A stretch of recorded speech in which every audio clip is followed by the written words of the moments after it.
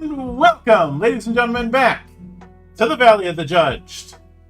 I am your one and only gaming monk, better known as Mildra, and with me I have my good brother here in the temple, the man behind the Wanderer's Library and recently completing the Countdown to the Dark Ages, good brother Sig. And now I'm waiting for the Dark Ages to come. Yep. So I talked about this last week, but let's talk about the term heartbreak. Coined by the Alexandrian, it's used for games that quote-unquote broke his heart because they couldn't find an audience. And there's been waffling about what the term means. A lot of people use it to refer to quote-unquote D&D knockoffs. And it had decent intentions at first, as a lot of these kind of things do.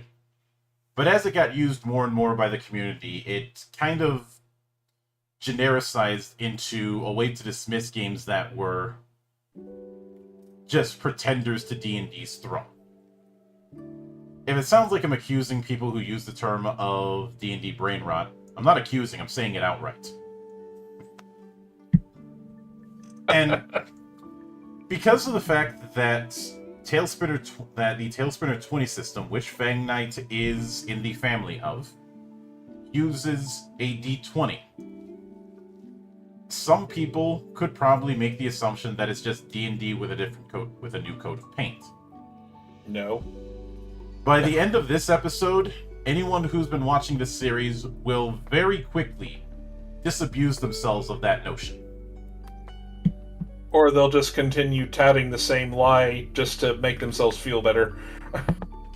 At which point they will be shown their ass as appropriate. But we are getting into the rules proper. Now, we dipped a little bit of this in the first part of this series, obviously. But it's time to go into the whole turkey. So, the first thing that they put in is about the golden rule. This is the golden rule is basically their equivalent to Rule 0. Are you familiar with Rule 0?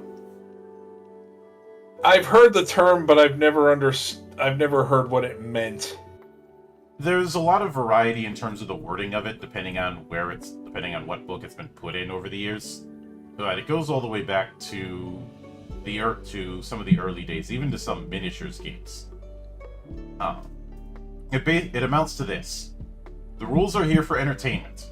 If a rule is getting in the way of the entertainment, modify it or toss it. So this definitely shows people who quote that rule books, you don't need actual rules to play. No, that's not what I was going at. I've heard someone make the argument that there are no rules in tabletop role-playing games. Mm-hmm. And this is kind of... kind of throwing me back to that. The idea that there's no rules, I feel, is a misinterpretation. Yeah. And I don't think the person saying that was smart enough to treat it like a Zen koan, which aren't meant to be taken at face value. Because at the end of the day, this is still a game, and games do need rules. Mm-hmm.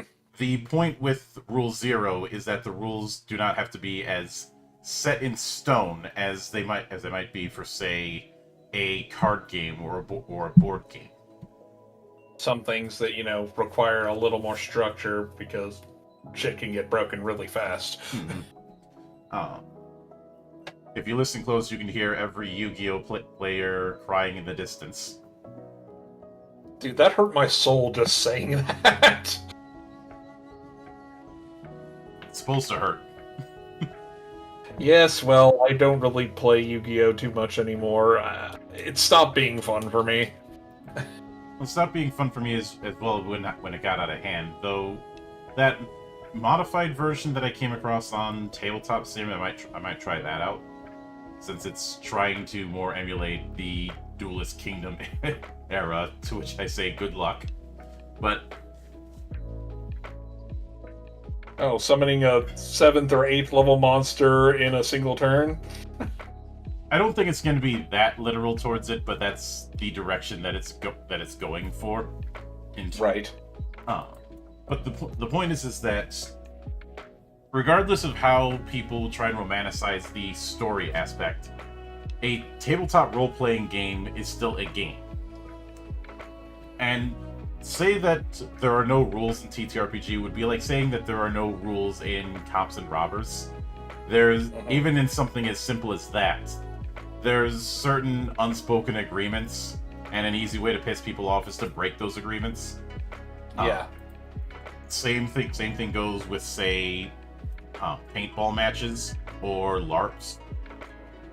There may not be a hard and fast rule book per se, but there are certain agreements that everyone's making when they sign that social contract.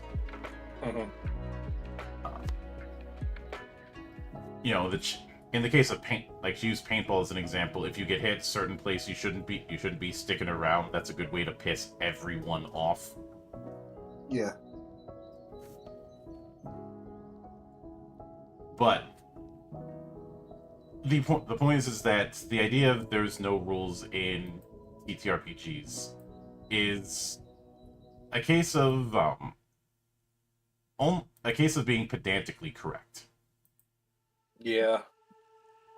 And that kind of pedantry does not make for a sound argument. Mm-hmm. I remember I stopped talking to the guy after we tried to go over the definitions of words. I'm like, rules, guidebooks. What do guidebooks contain? Rules.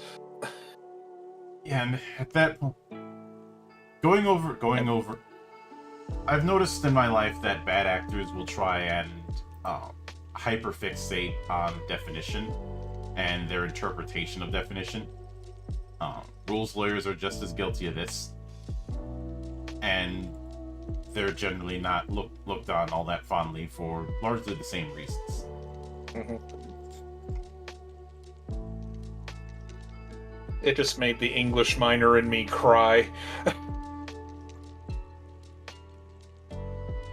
But obviously the first part is rolling dice.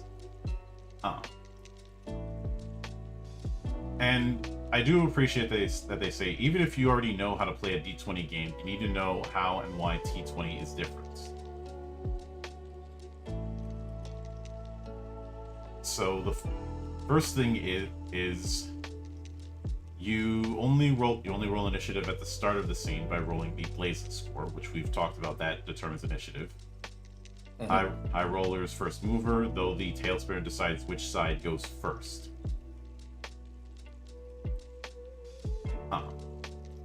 And obviously, the roll that you do is determined by the traits.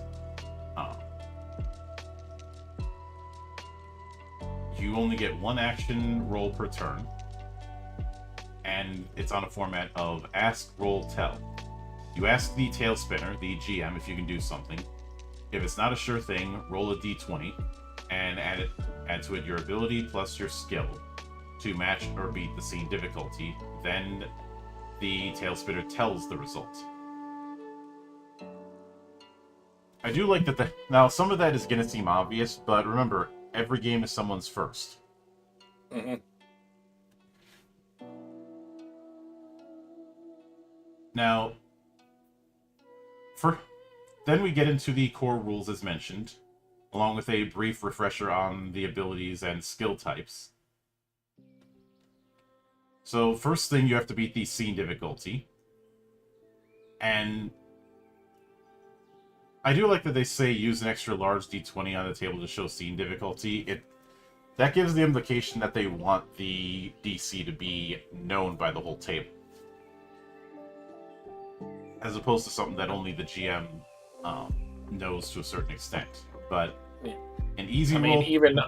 even in my own games, I roll public because I've got nothing to hide. Mm-hmm.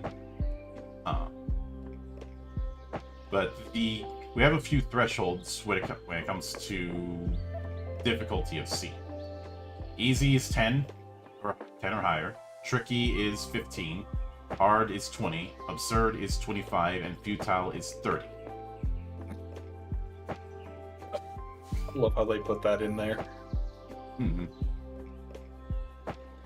And to be fair, 30 being called futile, given how the bonuses, I'd say even at high levels, aren't going to get that extreme because of how traits work, is understandable. Since the highest bonus that you're going to get is 12.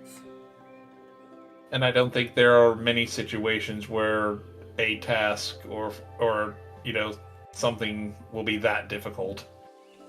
Mm-hmm.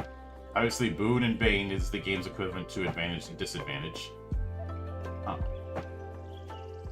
But this is where we have our first change in the die result, because the result on the D20 determines what determines what degree of success you have. If you roll a natural 1, obviously that's a critical failure. The foes get 1 Crux. We'll get to Crux in a moment. If you roll a natural 7, it's a fluke. i.e. you barely succeed. If you roll a natural 13 and fail it, it's a blunder, a botch. If you roll a natural 20, it's a crit. You gain +1 Crux, and you double your damage dice. So even if you hit the threshold, there's still potential for failure. Mm-hmm. Which I always like when a game system puts a degree of attention on the natural result itself, as opposed to only caring about if you roll high or low.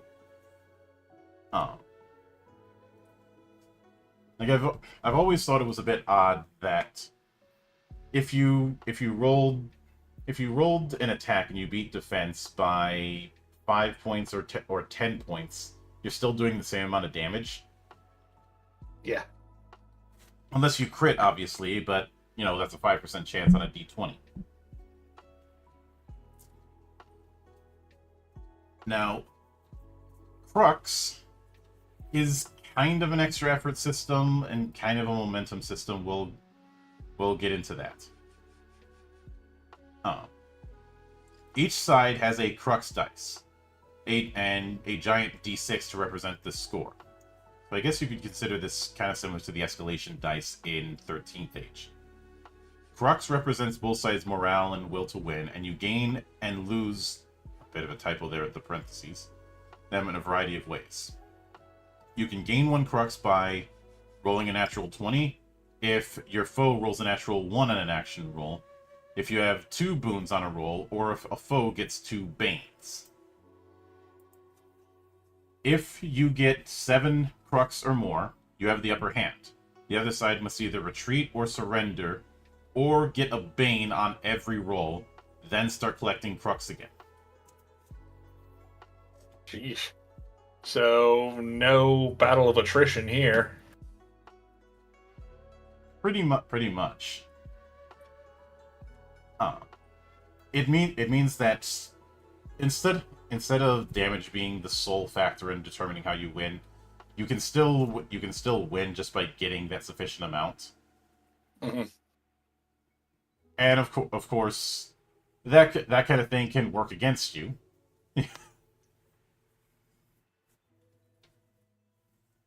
But because it's got to work both ways. Yeah. But because of that, it also means that when someone botches, it's worse than just them automatically failing the roll or failing spectacularly.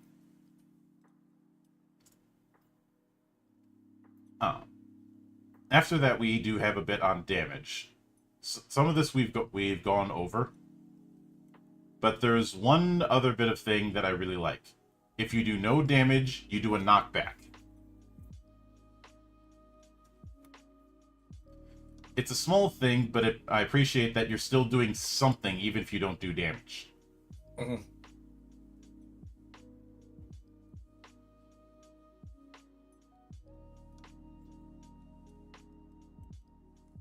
And of course, then we have the action roll, which we've already gone into how it's going to work.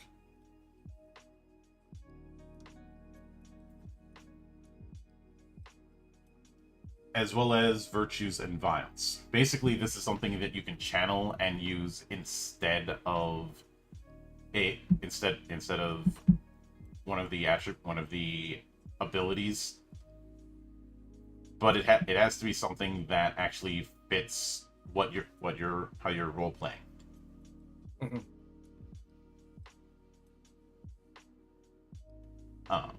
And of course, it can only be done once per session. It's also used for when blight rolls are made. You'd roll the passion of that particular scene plus your blight score. We'll get into blight rolls later.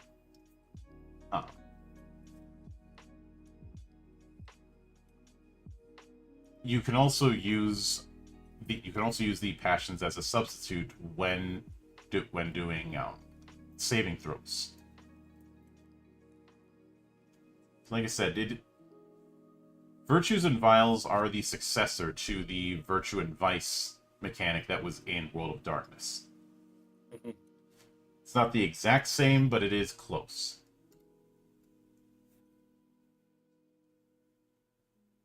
But then we have Drama Coins.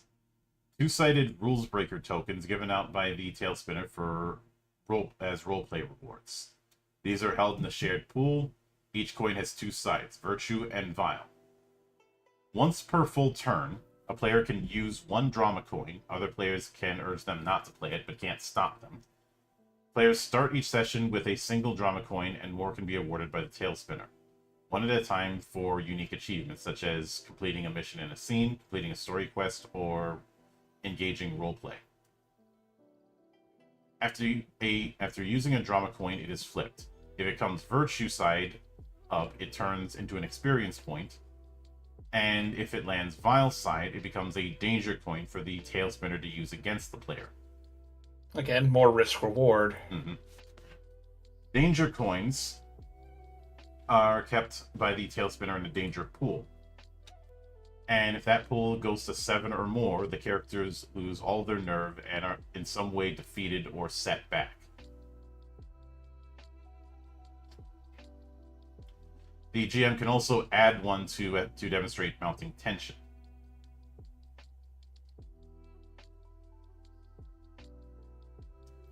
But in addition to that, drama coins and danger coins can be spent. For drama coins, you can spend them to nudge, basically the hint button that was in every Sierra game. You can spend it to do a setback, so foes lose 1 Crux point, or an edge bonus. After failing a roll, add 1d6 to your failed result and try to succeed. On the other hand, danger coins can be spent to either give a player a bane on their roll, or give a named foe a boon. It can also be spent to make the players lose a Crux point, or the edge bonus that was mentioned for drama coins.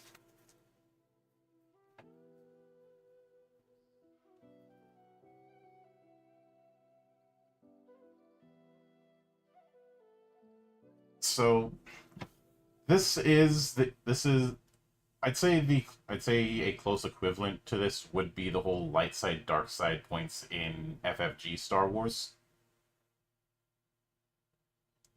How both sides are kind of in a balancing act with each other.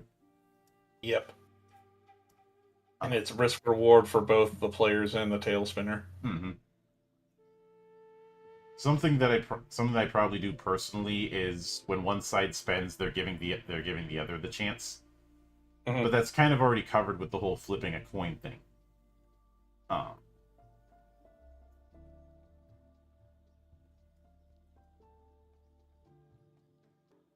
And keep in mind, the flipping of the coin is after you use the drama coin.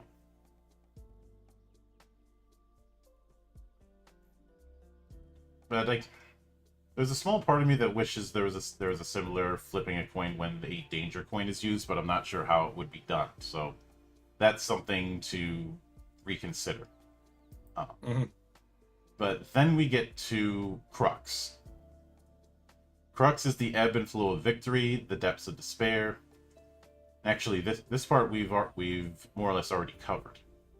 But I do appreciate that they mentioned that once somebody gets the upper hand with this sort of thing, the Crux dice are reset to 0, i.e. both sides reset. So it's really a race to 7.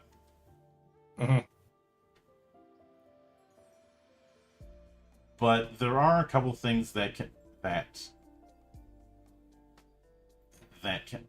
weren't in the initial summary to note. One of them is that gaining Crux can be done by betting in action. Once per full turn, a player can try to change the Crux by betting their non-mayhem action roll. If they make their roll, their Crux goes up. If they fail, their rival's Crux goes up.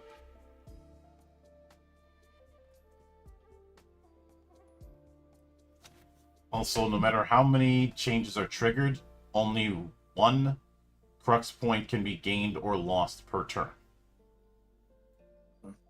for each side. I think that's a good way to make sure that this sort of thing doesn't collect too quickly. Yeah. Kind of keeps things on a level playing field. Mm-hmm. Unless, of course, one side or the other decides to get a little cocky and try to get the upper hand in some way or one or another. Yeah, or just has really, really bad luck. Yep, that too. Yeah, but then we get into gameplay. We are dealing with a three-part structure of intro, scene play, and downtime, which is fairly straightforward, I would say. Kind of reminds me of Tokyo Nova in a way, with the way this is working. Mm-hmm. I mean, everybody's familiar with the 3-act structure in one form, so I don't see a reason not to bring it into tabletop. Yeah. But when it comes to setting up scenes, this is where the 3 blazons are used, because the type of scene determines what sort of blazon is going to be used for determining initiative.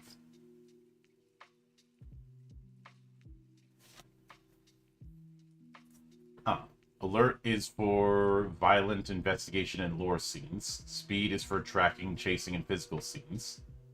And poise is for intrigue, negotiating, or social scenes. But the other thing that is determined early on is position. Starting with whoever rolled the highest initiative and going clockwise around the table, they describe what they're doing. They may also decide whether they want to get good position. Try to 1. Push the difficulty on either side. 2. Crux up or down for their character, or 3. Try to change positioning or have their side go first. I feel like this could be rewritten a little bit.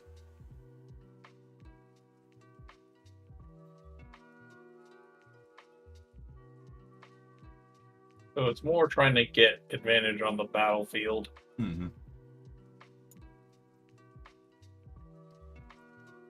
But then this is where we kind of get into the magic equivalent in Dwimmer. Dwimmer are the 7 types of twines and threads that weave together to form the tapestry of reality, made of and fueled by stories. Everything that exists is made of Dwimmer or shaped by it. However, Dwimmer cannot be seen except by those with other sight. And we have the twines of Dwimmer. Sacra, Creator Sun's divine light. Profana, foul dark touch of jailed Scarl. Natura, pulse of life, growth, and rebirth. Withera, corruption, decay, and blight. Fera, otherworldly dreams and fairy. Sturma, chaos and violence of the raging tempest. And Anola, still, calm, pristine balance through them all. Not so much magic schools as they are basically the ebb and flow of the world. Mm-hmm. I guess I could consider them different types of chi.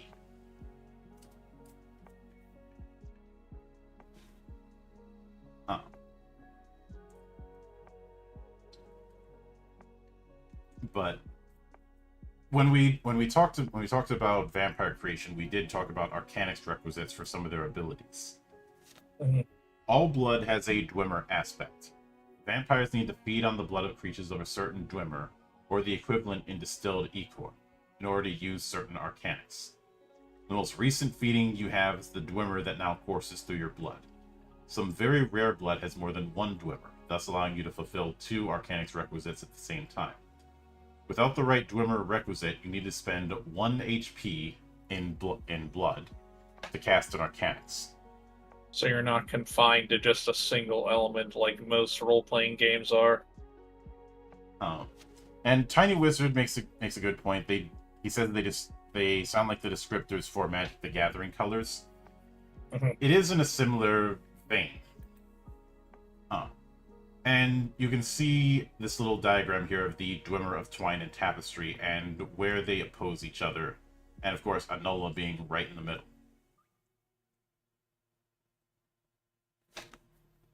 So, I guess one could make the analogy to that. just with seven colors, quote unquote, instead of 5. I say quote unquote because Anula is white, and white is not a color. It is all colors. Mm-hmm. So then they do go into Other Sight, which you have Other Sight if your alert blazon is 7 or more. Other Sight allows you to see motes, twines, and even see in total darkness, but it can't be used with torch or lantern light, which is blinding.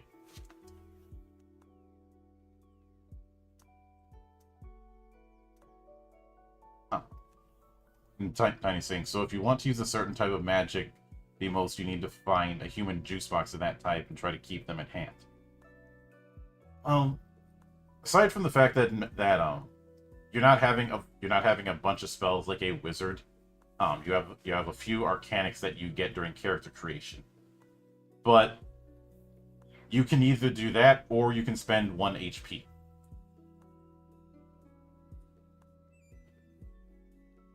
This also makes having vials of Echor all the more valuable, since that's a way to do this without having to find the right kind of the right kind of living being.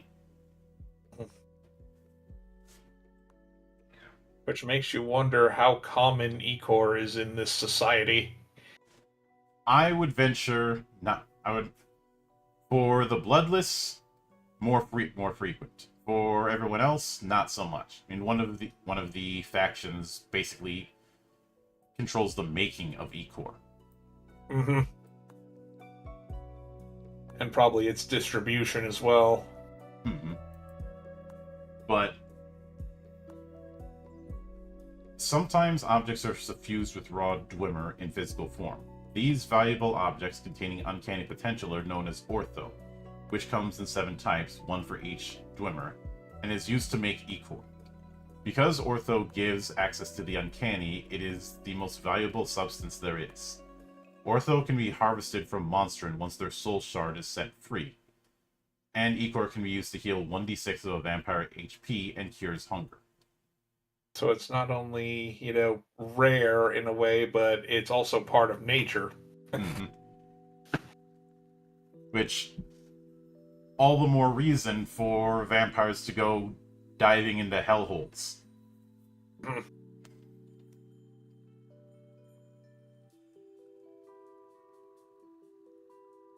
And then we have the laws of Twine. The uncanny is the living eldritch essence that shapes lands, fates, and possibilities. The Dwimmer are the currents that hold the world together, threading through every place and moment the unseen fabric of reality. And there are 3 laws within it. The law of variance, the twine of Dwimmer is not static. It shifts with time, place, and circumstance.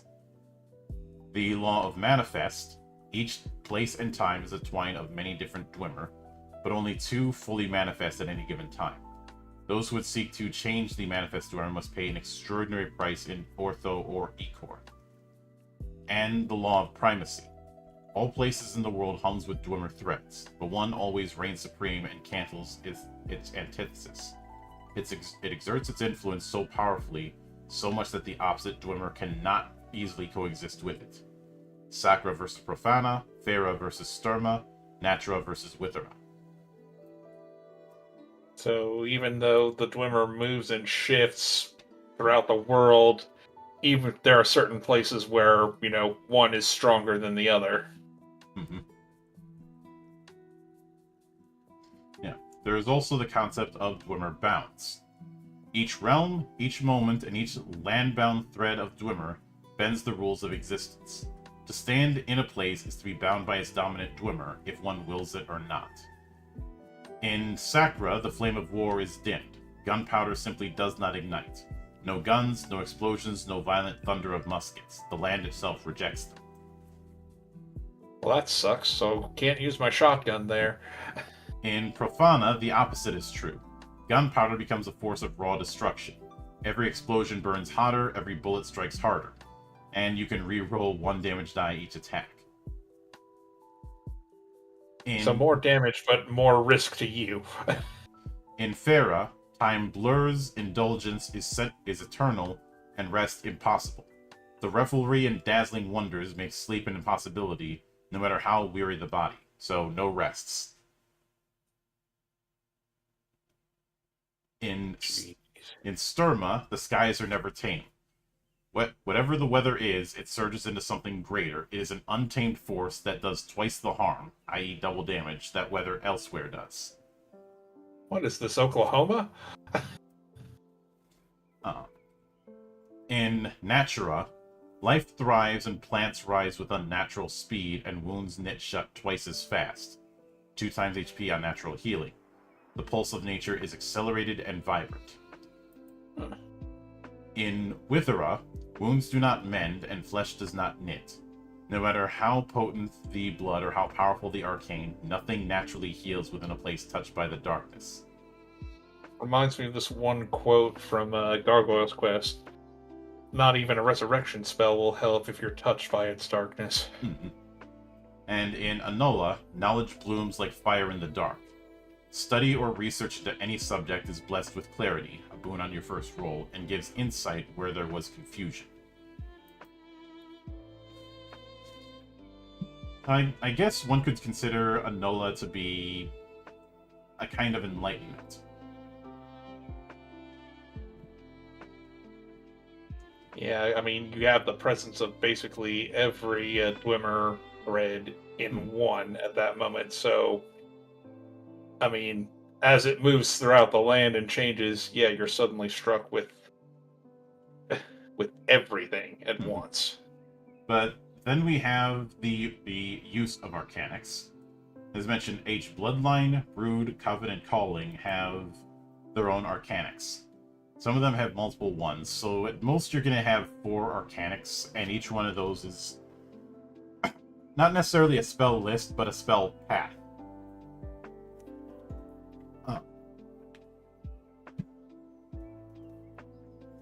Now, sorry about that. First off, in order to use an Arcanics, you need the requisite Dwimmer, which it'll say what Dwimmer it requires. And the Tailspinner will say so at the start of a scene. Then you have to make an action roll to use an Arcanics. Much like with abilities and traits, Arcanics range from 1 to 6.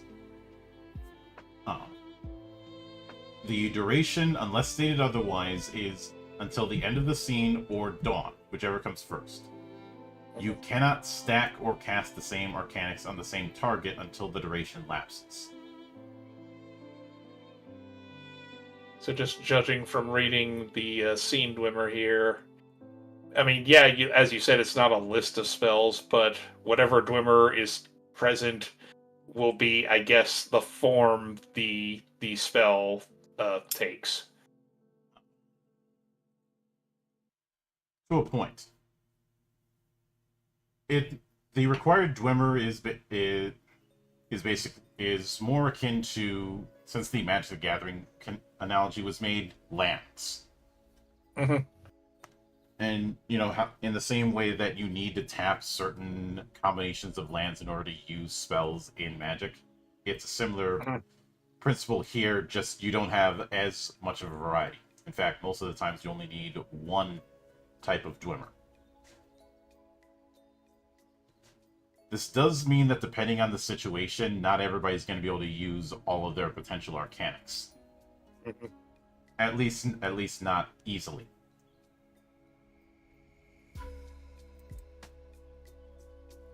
But with saving throws, there are no free saving throws against Arcanics. Players and named foes alike need to use their action roll to make one, and roll a Blazon for the saving throw.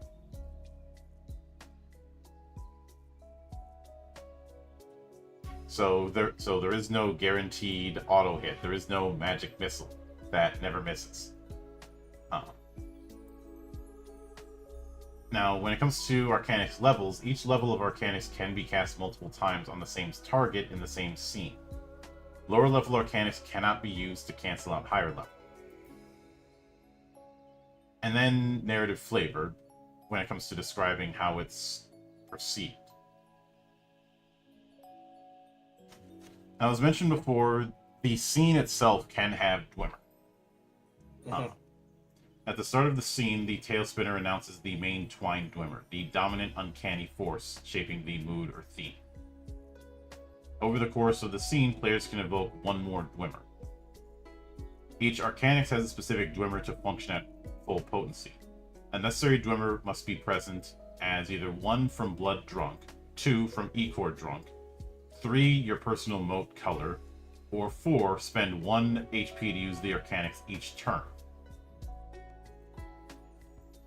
This does mean that for more extended kind of effects, you might be spending there's the possibility of spending HP each turn to sustain it, I think. Mhm. It would depend on the but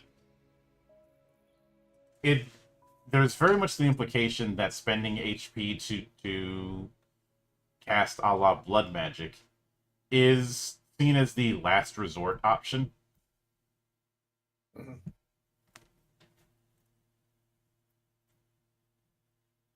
But you can manifest a second Dwimmer. Yeah. You would have to roleplay it and make a social roll or some sort of drama-causing roll to provoke the beings in the scene. Evoke a twine and pull it into true form. To replace an existing Dwimmer or use an Arcanix. Players should plan out together which Dwimmer they need in each scene. Mhm. I feel like, and I may not be remembering correctly, but isn't blood magic kind of seen as taboo in this world?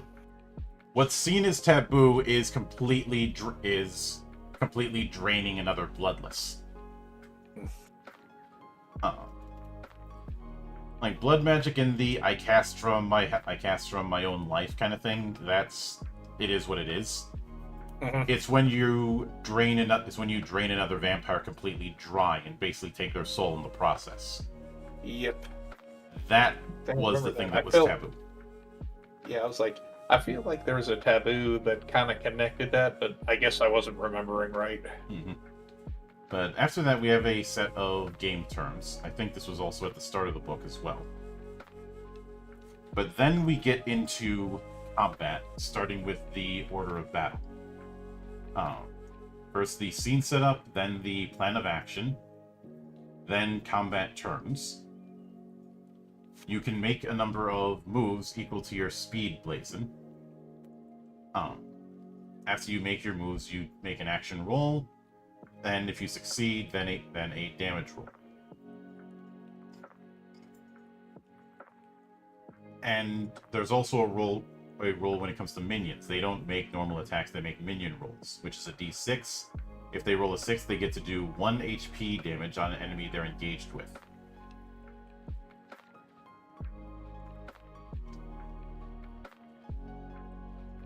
And then resolution, which is self-explanatory, and remember, only one main thing, which is represented by the action.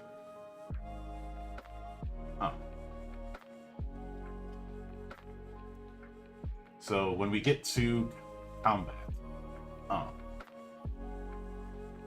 now damage we've already covered. You're not rolling total damage, you're rolling for a number of hits over the target's defense. Each die that goes over defense counts as 1 HP in damage.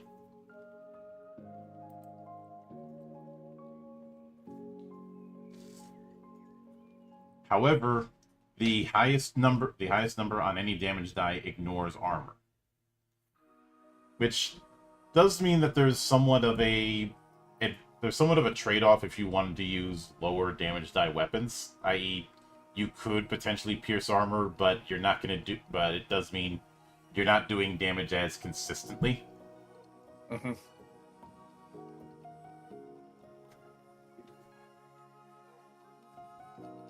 But of course, this is also where we have the concept of knockback, as mentioned before. If the dice doesn't do damage, they're knocked back. If it happens a second time in a single full turn, they are knocked down. A third time, knocked out. So break out the kicking circle, folks.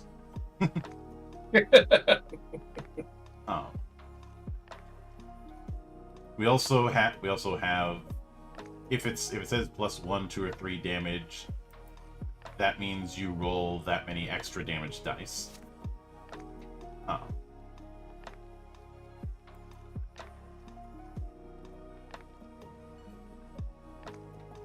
And with parry and dodge, you can roll one hand or athletics plus dexterity, and you're trying to beat the attack. If you beat it, you block it, but you take knockback. And all minion damage rolls on you or an ally roll versus scene difficulty instead of the attack.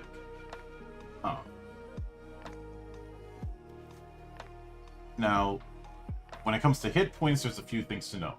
When a vampire hits 0 HP, they don't die. They're incapacitated, and at the end of the scene, they need to make a blight roll.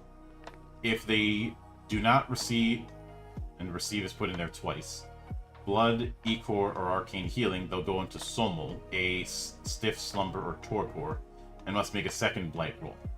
Their body must then be brought to a firehold and restored by thaumaturg, and make a third blight roll. Something we kind of glazed over, I noticed, is the split damage. Mm-hmm. You may split your damage dice among multiple available targets before you roll. Yes. I prefer that approach as opposed to having to roll damage separately each. I kind of do it within my game, but there's a specific reason for it. Mm-hmm. I think it's because of the way your weapon properties work, if I recall correctly. That and things like multi-targeting spells and the like. Right.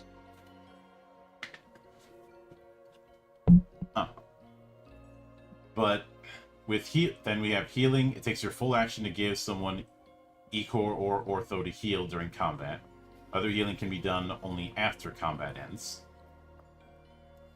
Now, you can only heal via ichor or blood when it comes to fangs. When it comes to knaves, it's assumed that between scenes the knaves heal, unless their wounds are somehow blighted or especially serious.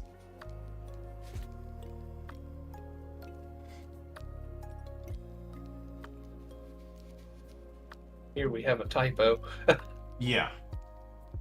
But then we get That's to alright, it's a playtest. moves and actions. And your moves are very, very, very much largely tied to movement, but also some of your minor actions.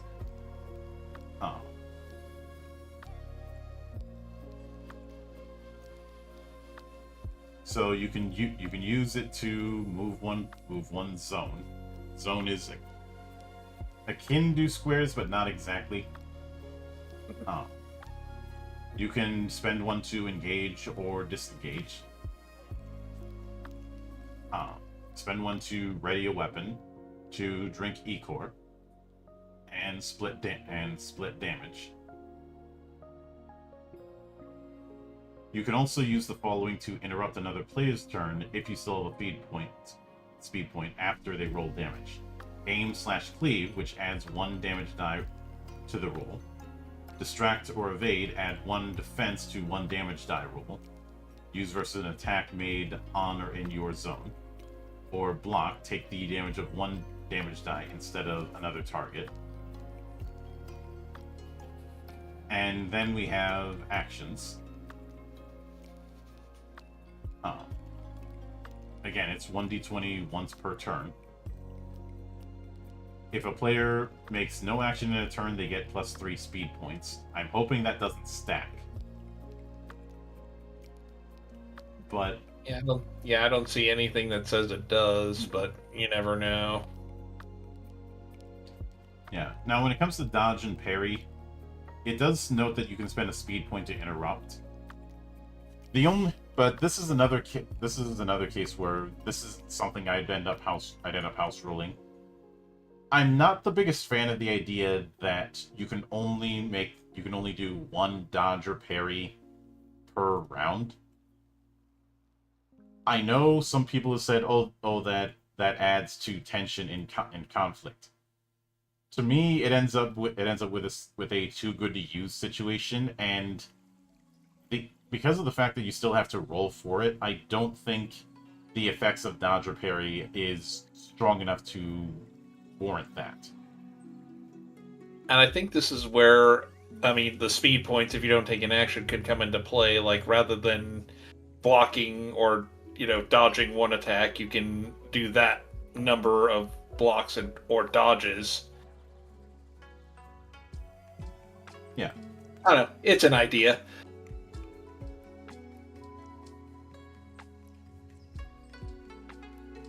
The only problem with that, I feel like that will be exploited a lot. In my own system, I don't have a limit to how many times someone can block or dodge. The limit is the catch is the fact that if you fail it, you're potentially going to be taking more damage than if you just tanked it. Because it is possible that taking a more freeform approach could result in abuse, but at the end of the day, you still have to roll for it. Mm-hmm. So I'd say that kind of evens it out. I think that's just one aspect that could use some refinement. Mm-hmm. And then we do have a few free moves, things like dropping gears, stopping something, or speaking. So basically free actions. But then we have zones. Zones are abstract areas drawn on the battle map, or domain around key landmarks. Zones can be any shape, and is usually the size that one combatant could attempt to control alone. And it says the Tailspinner draws a map with 3 to 21 plus zones using lines, circles, and landmarks. It costs 1 move to go from one zone to another, and more to cross hazards or barriers.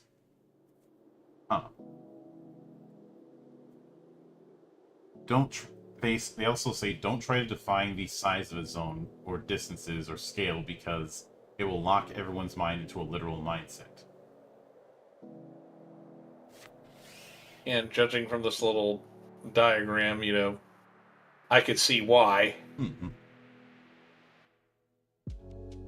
I think the idea with zones here is to convey the same kind of positioning thing that you would see with grid combat, without having some of the problems that end up happening with it. Namely, it's a little bit hard to do formation systems in a lot of games that use grid combat because encounters are naturally spread out. This feels like this adds aspects of kind of wargaming into it as well. In a certain sense, I could see it. Obviously, not no 1-to-1, and more akin to the wargaming that uses inches for movement, but it's still kind of loose when it comes to movement. It also means that I don't need to have a full-on map. I could just draw a few lines here and there on a whiteboard, which when I would run stuff like Warhammer 3rd Edition or Genesis or Star Wars FFG, that's more or less what I would do. I had a big whiteboard that I would use to draw up a crude combat map.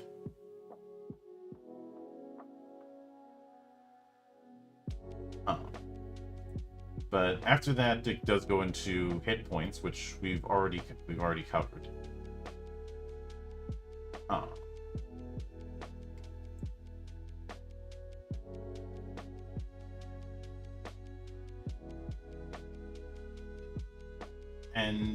And then defense, which we've already delved into a little bit. Yeah, because last time we went over, equipment and different weapons, and this is going into the armor portion of that. So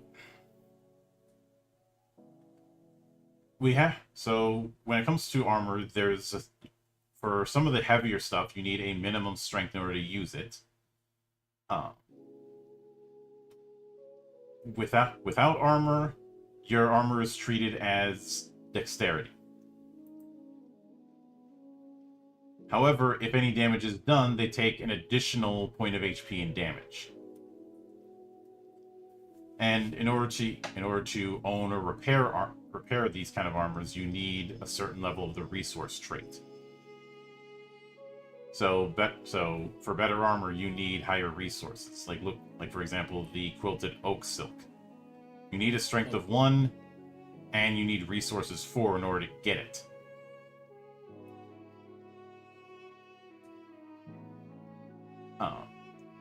It is interesting that with shields, you get +1 to your defense, but you have to spend 1 move each turn to get the benefit of it. But you can wear armor even if you don't have the strength requirement. But the catch is that if you fail an attack action while wearing it, you become exhausted. Ugh. But we have light armor, which goes from 2 to 5, and also goes from resources 0 to 4. Medium armor, which ranges from 5 to 6. But while the resources thing isn't as high as some high-level light armor, you are going to need more strength. Like with half plate, it has a defense of 6, but you need 4 points in strength to get to use it safely. Then with heavy armor, that goes all the way up. That goes from 6 to 9. But I have a feeling that only the latest of the late game will be using Drakon scale, because you need like high level Fang Lords, definitely. Because its defense is 9, so most things are going to have a hard time hitting you unless they roll maxes all the time. But you need 6 strength, so max strength, and you need 6 resources. So your Firehold, not only do you have to be super badass, but your Firehold basically has to be the best of the best in that department. Mm-hmm. It also grants immunity to Dwimmer attacks of its type, which I'd say makes it even more valuable. Because even if that's just one Dwimmer, that's one Dwimmer that you're completely immune from.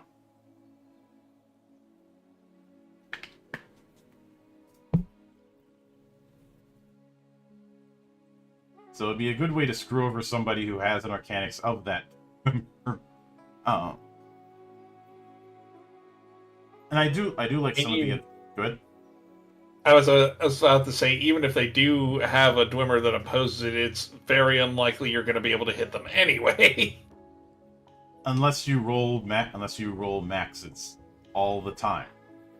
In which, good fucking luck.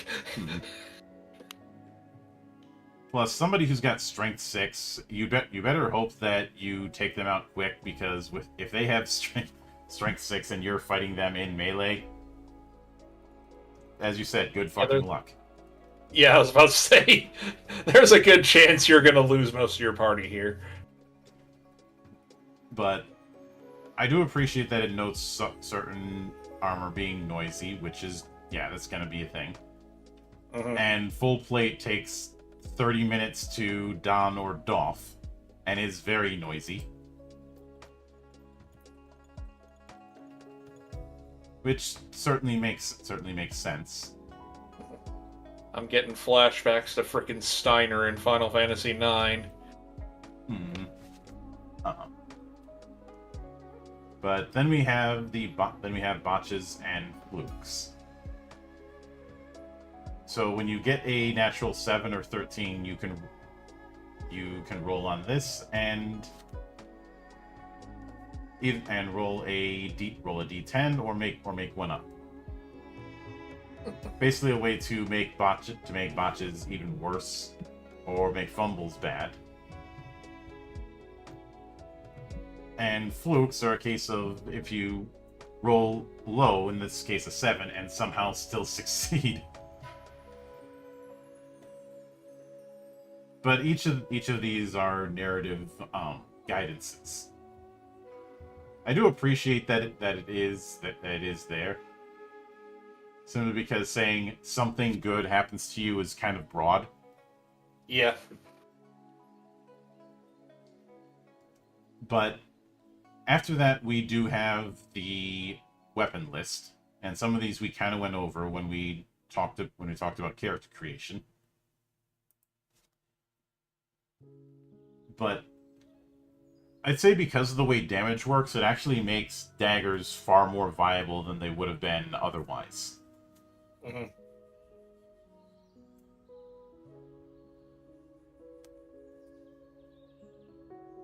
You know, because of the fact that, like, a dagger is just 3d4. It's going to be easier to get a 4 on a d4 than it would be to get a 10 on a d10. So those of you who fancy using hammers, yeah, good luck.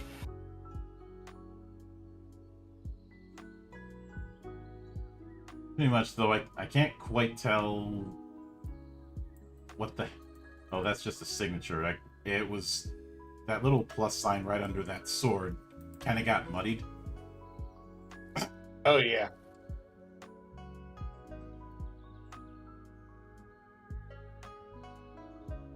But...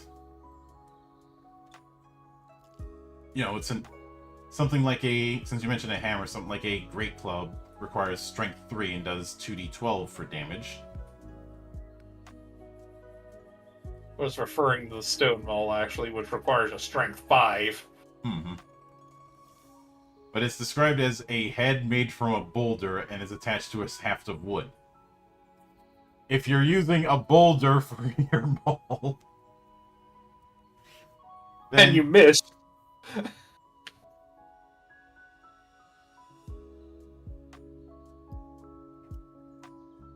If you miss on a 3d10 roll, your enemy must have really good armor or you have really shit luck. I did that on purpose. I did not have to miss.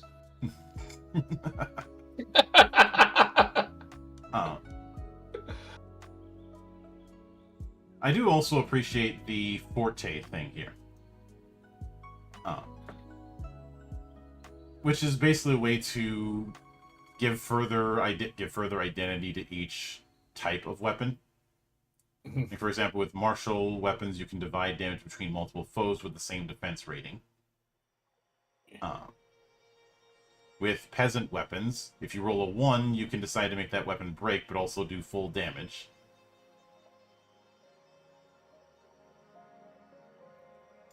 And with dueling weapon, if a foe fails an attack against you, on your next attack versus them, you can reroll 1 damage die. That's handy.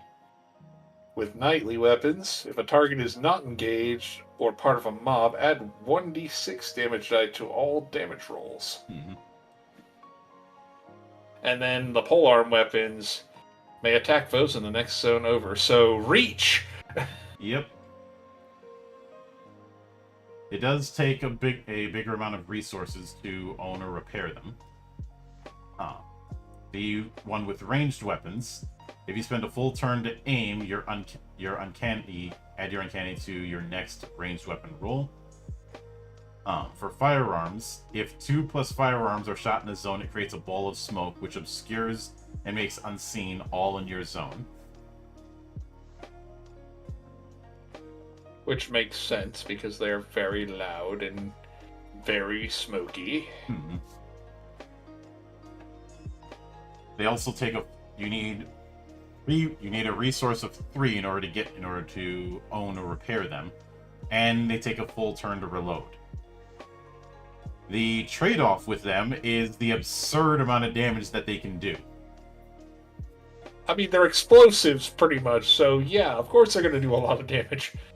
I mean, my favorite one here is the powder keg, which requires 4 strength to throw. Who the fuck is throwing powder kegs? I've seen enough swashbuckling movies to say the strongman in a fight scene. Oh no. As well as how many times we've seen throwing explosive barrels in video games. I'm getting blood flashbacks. Oh god, the splash damage. So how about them green cultists? Yeah, how about no? Throwing freaking bundles of dynamite at me. Hmm. Huh. Although Caleb would make a good knave. It's just Yeah, he that would. it's just that some of the weapons he uses might be a little bit too futuristic for this setting. I mean, maybe, but I mean, you can adapt it. Yeah. Uh, just imagine the look on the GM's face when you pull out the Tesla cannon. Oh god, if someone in this game managed to build a Tesla cannon, you might as well just throw up and say, "Nope, not doing it." Hmm. Especially if they do a thing where you could do the secondary fire. Yeah. Oh, I remember that god awful Jonah Hex movie that had flare crossbows, so that's something that could be done. Oh jeez. That were essentially used as rocket pistols. Oh god. As a Jonah Hex fan, the movie sucked, but I'll give it credit for that. But then we have exotic weapons, which their fortes do double damage on a natural roll of 19 as well as 20.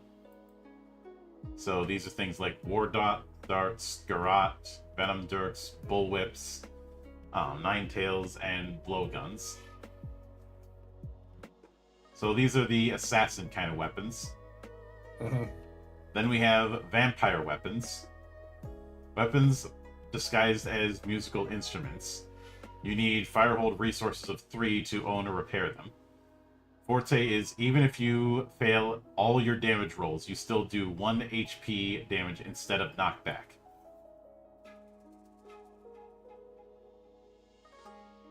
And it is things like an oakwood stake, which if you do 1 damage or more with it, can paralyze vampires and can be thrown.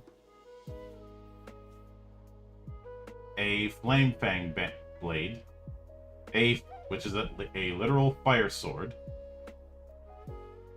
that you can recoat in oil by putting it in its scabbard. So imagine giving that to somebody who fights akin to Virgil.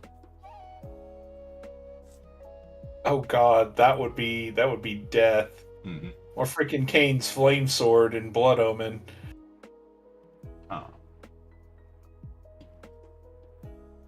Then the Tangle Chain Cloak requires both hands. If you do any damage, they are grappled. If you do damage, you get +1 Crux. Requires Dexterity 3.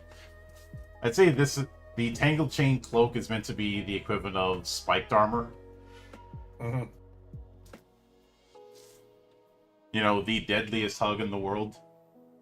Oh yeah. Or if they attack you and they miss or whatnot, they'll just get stuck. Mm-hmm. But then we have shields. I appreciate that shields can also be used as bludgeoning weapons instead of just giving a bonus to defense and that's it. Because look, shield bash is a thing.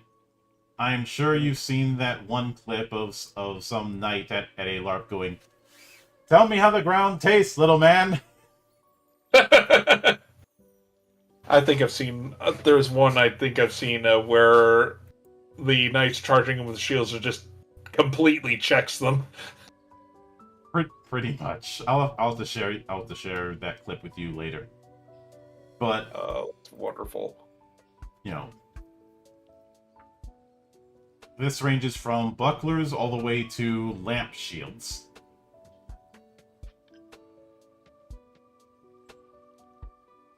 Which, again, the shield bash is just gonna be something that people are gonna want to use if they have a sword and board.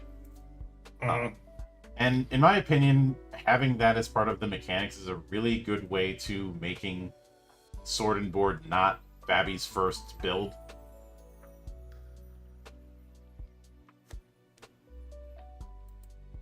Because you know how it is. Somebody gets stuck with the basic fighter with longsword and kite shield, and all they can do is basic attack. Mm-hmm. In most cases, it's like a round shield. Mm-hmm. But then we get into mounted combat, which it does work in a similar vein to normal combat, with a few things to note. One, while mounted, you cannot use any skill at a score higher than your ride. You can use an action to roll dexterity or wisdom plus ride to stay mounted or to prevent your steed from fleeing due to rough terrain or injuries. War-trained mounts can act as minions with a range of defense and damage. It takes 1 speed point to mount or dismount. So, movement is their move. If they decide to charge, it adds 3d10 damage. Oh, jeez. See, burden is basically how much stuff it can carry. At 9 burden or higher, it can carry 2 riders. At 14, 3, and at 20, 4. And temper. What the hell? What kind of firehold has the luck or magic to procreate a mammoth? Temper. Riders must have a charisma plus ride that equals or exceeds their mount's temper to control it without rolling up with Bane in battle. Exceeding their temper by 5 grants a boon on melee attacks versus unmounted foes. So it's a struggle if you're in mounted combat. Mm-hmm. And skill usage. Most of a character's skills while mounted are capped by their beastken. So with temper, there is a variance. The first number is for fangs. The second is for mortals. Mm-hmm. Which leads me to wonder why is there a higher temper requirement for fangs than for mortals with the damn mammoth? I know. Also, what the hell is an elephant bird? That's what I'm looking up.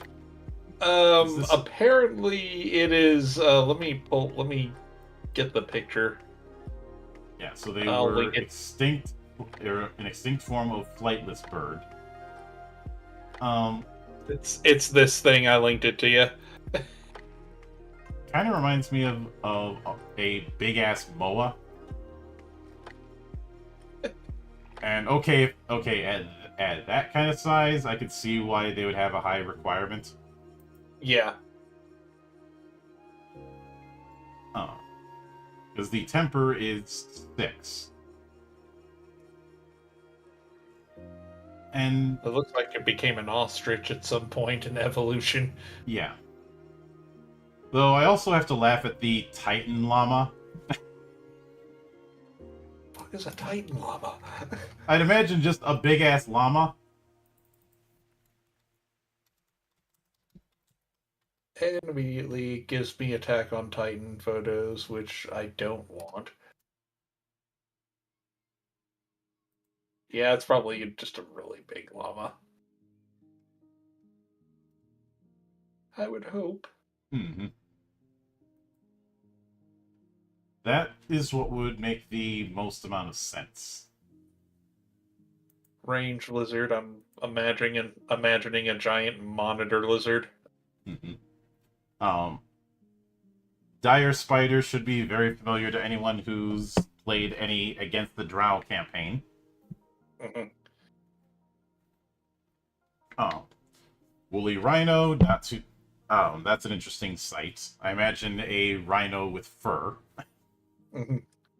An Auroch Bull, that's just going to be a big-ass bull. A Hellsteed, I'd imagine, is just a bigger warhorse. And warhorses are already pretty damn big. And it's probably on fire. Mm-hmm.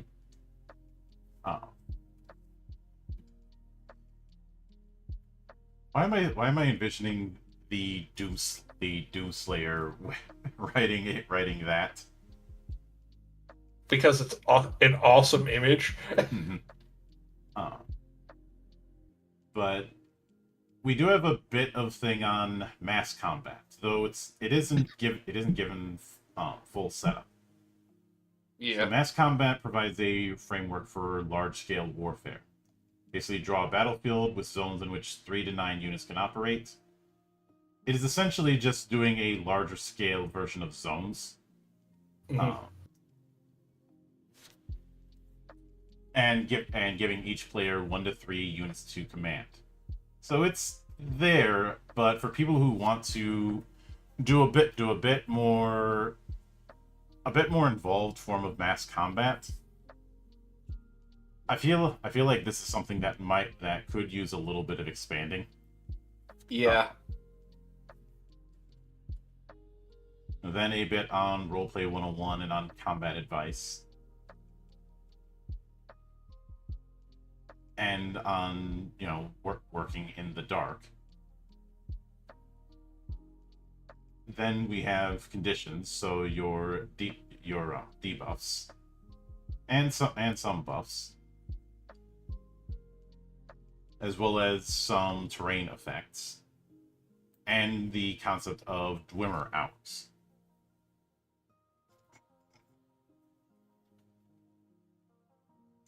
Essentially, which I suppose is a good way to establish what sort of Dwimmer is the dominant one in a given area if you need one right on the fly.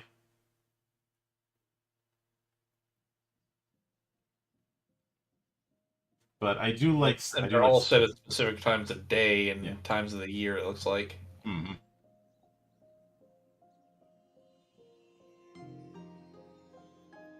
Then we do have situations, so unique situations.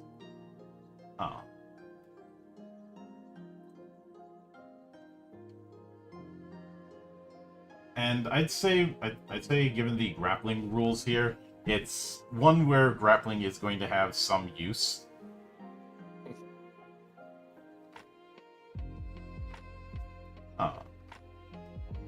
Though again, I feel like if I'm going to implement grappling, and I do have it just inflicts entangled in my system, but somebody who wants to grapple is inevitably going to want to do a suplex.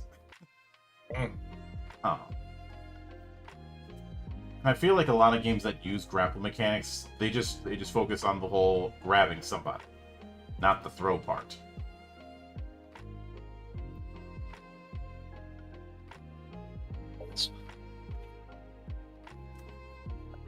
Something. Whoops. What happened? Oh, I ended up dropping something. Right. No worries. Yeah. But I do like that the opponent who's trying to break free gets 2 chances, and if they want to try again, they have to spend a Crux point. Ooh.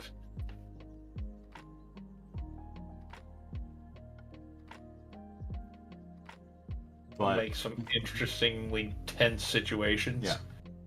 Then we do have a bit on hunting and feeding.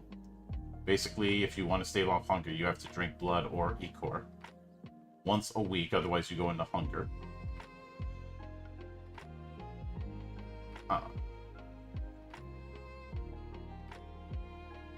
And we do have how much HP you get from drinking from different things. And actually, drinking mortal blood is not the most effective approach. In fact, in some cases, it might end up creating problems. Oh, but yeah. Ichor heals 1d6, but spoils after a week and requires a Thalmor and a lab to make it. Beast, unless heals 1d4 and usually kills the animal, unless it's horse or ox size. It seems that Monstrin give the most amount of healing. Small ones 1d6, large ones 1d10, epic ones 2d10.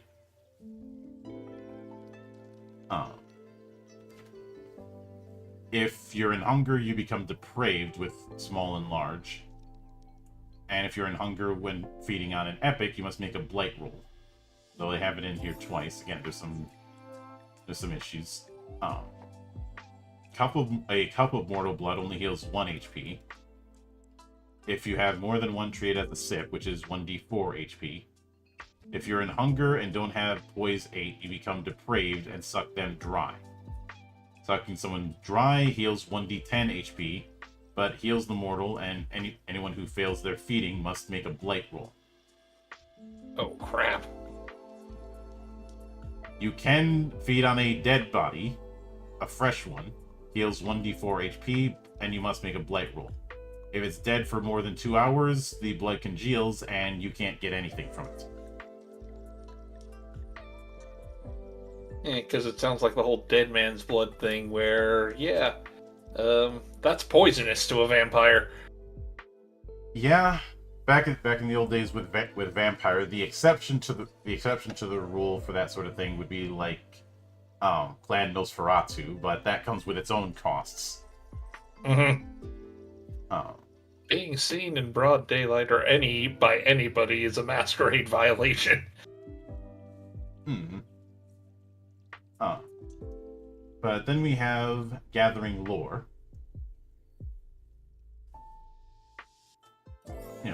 Which is akin to knowledge rolls, but there's a lot more that you can get. And depending on the level of knowledge you need, it either requires no roll, a single roll for deep lore, or 2 to 5 successful rolls to get it all for secret info.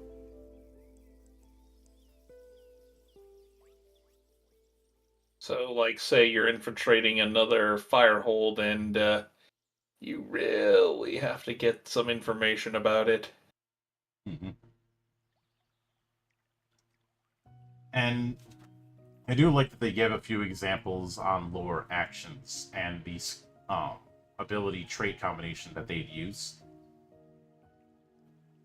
So if there's more than... Some games will have dedicated knowledge skills. In here, it's just using the existing abilities and traits to do acts of gathering info.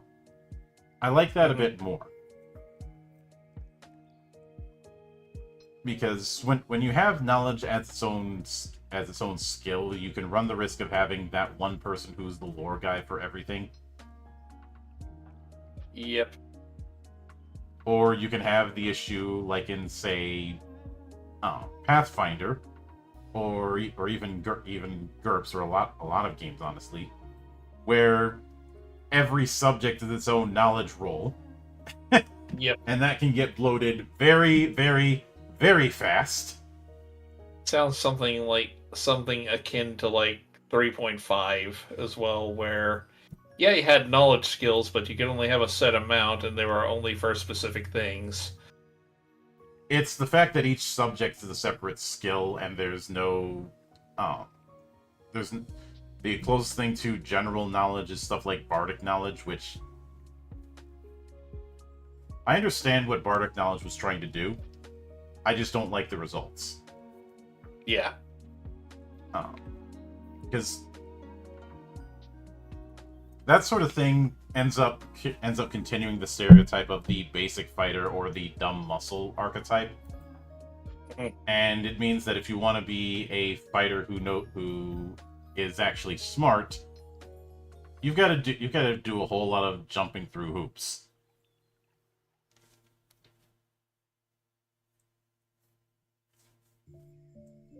But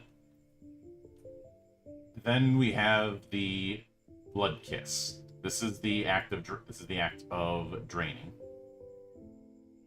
and it is one of those things that if you overdo it with the same target, they can essentially become connected to you. Mm-hmm.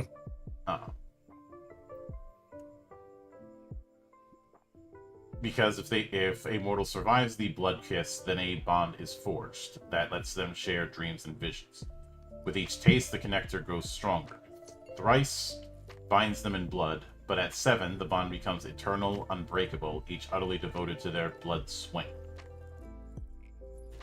Huh, so this is where John Carpenter got the idea for that. But the edicts of the Order decree that bloodless can only feed upon the wretched mortals. They cannot draw sustenance from royals, highborn, or the anointed, and are further barred from seducing them, their prey, or slaying them outright, with sanctions awaiting those who defy the law. So there are rules in place for this type of thing. Mm-hmm. But in dire hunger, a silent leniency prevails. So long as no mortal realizes that one among them has been plucked, the crime is met with averted eyes. So they'll overlook shit. But the law of the mask requires that fangs maintain a veneer of humanity around mortals, to thus not make their presence obvious. This is hard to do. This is the type of thing I like about vampires, because in most other RPGs that I've seen, vampires are illustrated as chaotic evil. I'm like, no, even vampires have some form of law and structure, and this is the type of thing I look for in these types of games. Putting aside my issues with the alignment system I've mentioned in the past, if there's any classical monster that would be closer to chaotic, honestly, it'd be werewolves more than vampires. Yeah. So its werewolves are very much driven on instinct and are oftentimes the result of a curse. Mm-hmm. And the whole thing of you end up becoming one by getting bit by one. Yep. But when you're in hunger, it's hard to maintain the law and almost impossible when you're in depravity. Yeah. While all mortals know vampires exist, they rarely suspect they exist among them, and it is a crime to call the attention to the curse, drink blood in public, or casually terrify guiltless mortals. So an unspoken kind of social contract. Pretty much. And there is the concept of blight scars. This is basically the wearing down of your humanity. And if you get over 9 of them, you're no longer a PC.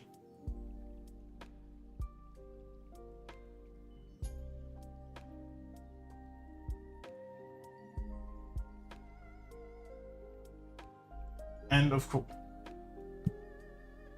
course, if you end up going down that road, you no longer have humanity. You're just pure.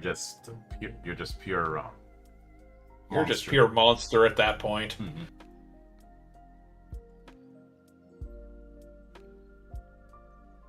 And depravity is meant to be one step below hunger, where you are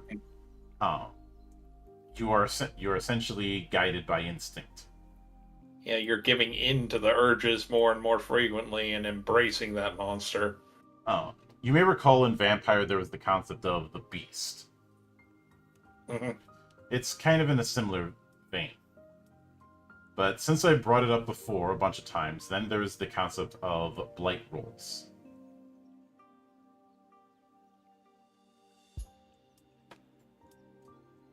And this is when you need a blight roll, it is rolling either the scene's virtue or vile plus your highest blight scar score. Your blight scar score. I don't know why I said highest. Versus the scene difficulty. If you fail, you gain a blight scar. And the triggers can be things like contagion, i.e. things like drinking from tainted blood, or lingering too long in Blightlands, that being 3 days or more. Depravity, when you lose your mortal ties and become more beast-like. Or inhumanity, engaging in torture or casual murder, or doing something particularly cruel. I know some might say inhumanity would count for Vorador, but as much of a bastard as Vorador is, and as much of a hedonist as he is, he has some standards. I was about to say, he had some form of humanity, even though he could give a shit less about humans in general. Yeah. To him, they're just food. Vorador is a hedonist, but Yes. even he would be offended at being called a full-on monster. Mm-hmm. In fact, I think he sees himself as kind of a guide to the younger vampires like Cain. Mm-hmm. Yep. Because he is, I mean, below pretty much Janos as far as that hierarchy is concerned. Pretty much. But, see, when you make a Blight roll 1d20 plus your total number of Blight scars. Compare the result. If you roll a 1 through 9, you gain a Blight scar. And to determine the nature of it, you'd either roll 1d6 or 2d6, which determines what sort of scar you might end up getting. And these can be pretty nasty.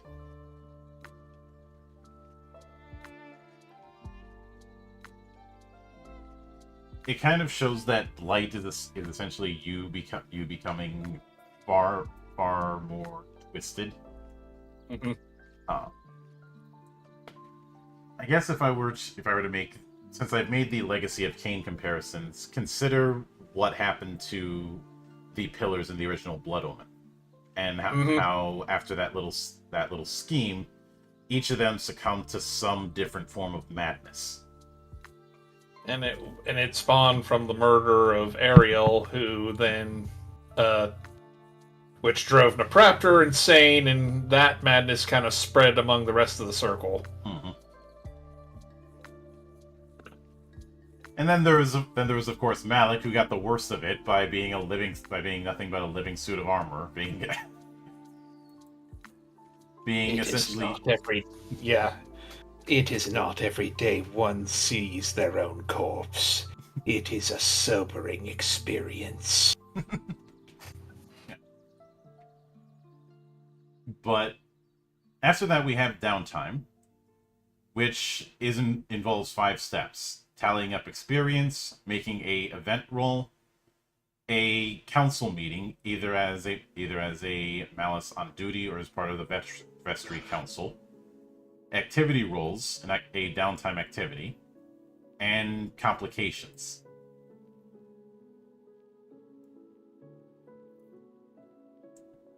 We also have things like contacts, which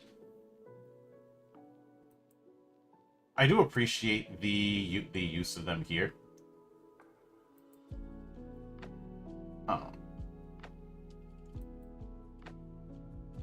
And the stats of the contact are somewhat determined by the score with the Firebolt.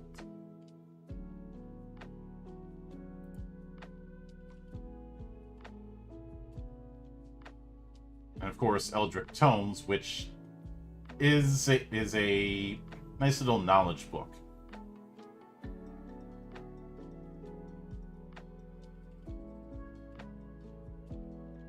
And I like how it kind of implies that not only are these things rare, but their knowledge is so, forbidden that it might drive you insane.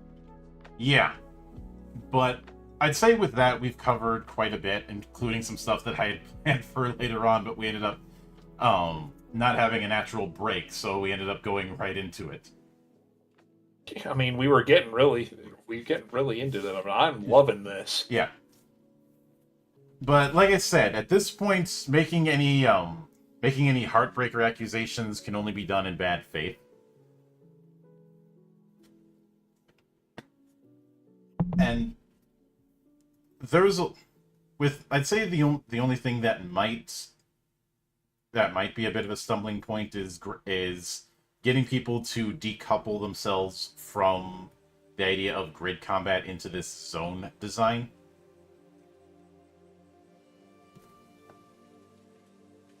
But that's really the worst of it. Oh yeah, and the typos, but then again, this is an open playtest, so it is what it is. That's to be expected.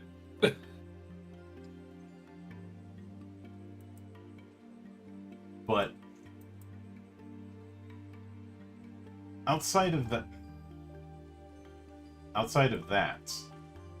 there is plenty to to like. I'd say, with what we've seen so far,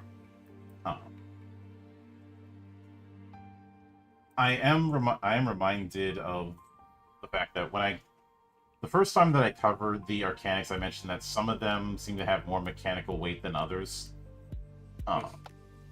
in terms of how it's set up. But I can't think of I can't think of anything that I outright dislike with how it's set up. There's not much I really dislike. There's just like the mass combat and the parrying and dodging that would require a little bit of refinement, Yeah, as I said before. Parry and dodge, I'm not a big. I mentioned this in.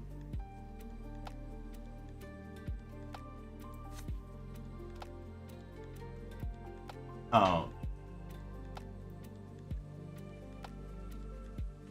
I mentioned this in the review I did on Dragonbane, but that idea of only having one dodge attempt or one parry or one block or parry attempt per round.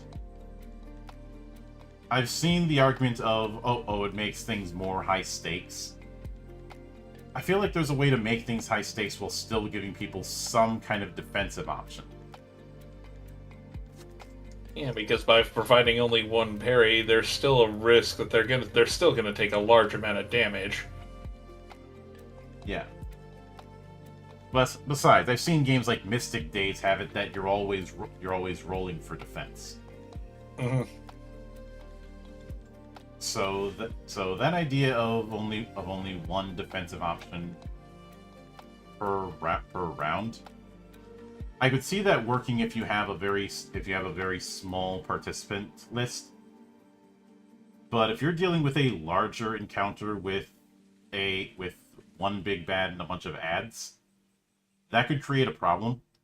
And I know some will say we'll just strategize around it. That's a bandage at that point. Not to mention, with your fangs, you have a little more to account for with your minions. Mm-hmm.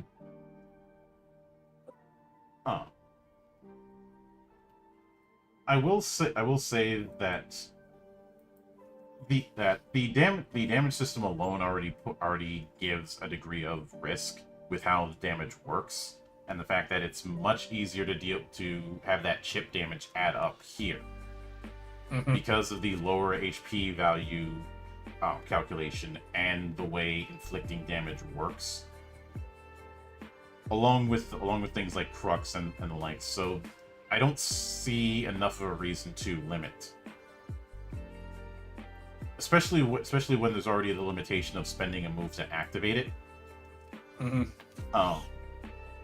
Something I'm not a big fan of in design is doubling down on cost.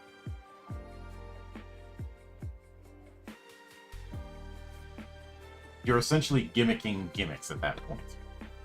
Mm-hmm. You know, that is no fun for anybody. You know, those cases where you're spending multiple resources to use a certain effect. I would, instead of, I remember a few games had it that for certain spells you had to spend stamina and spend mana. Mm-hmm. That sort of thing is what I mean when I'm talking about doubling down. And in this case, having to use your one action roll and spend a move, I feel it's doubling down. There's already enough of a cost with you having to roll for the thing and spending a move.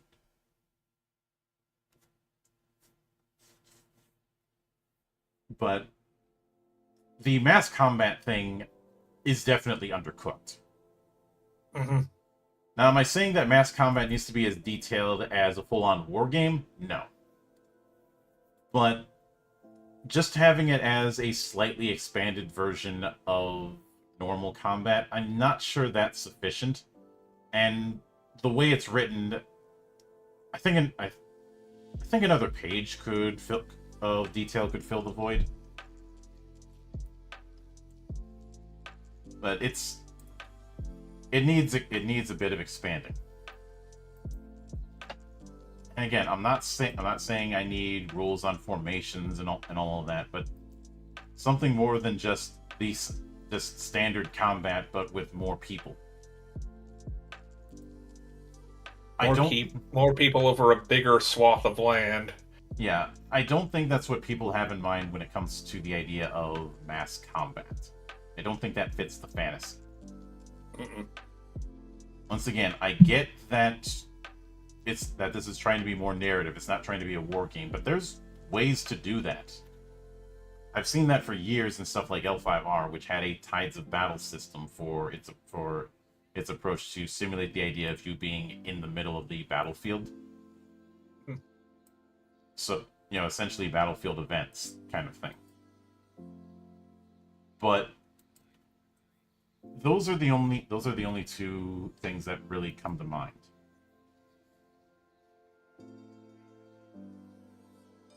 Everything else is just standard fare. I won't say standard fare, but it's what I would expect with what we've built up to. And I hope down the road there is an update that expands that kind of thing. And if worst case scenario, I might decide, fine, I'll do it myself. But with that said, because of the 3-in-1 rule, next week we will not be covering FangKnight. Next week we will be covering the quick start for Equinox, a game which is gonna conjure images of Shadowrun, especially given the D6 die pool that it's using. It isn't a Shadowrun clone, but I will make that clear. But clearly there was some inspiration.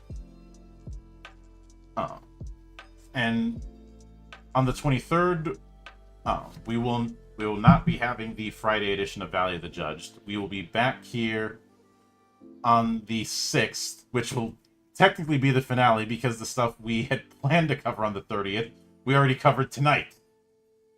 Yep. Whoops. My bad.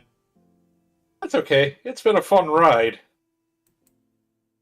So please look forward to that when the time comes. But until then, on behalf of the good brothers present and not present, my name is Mildra.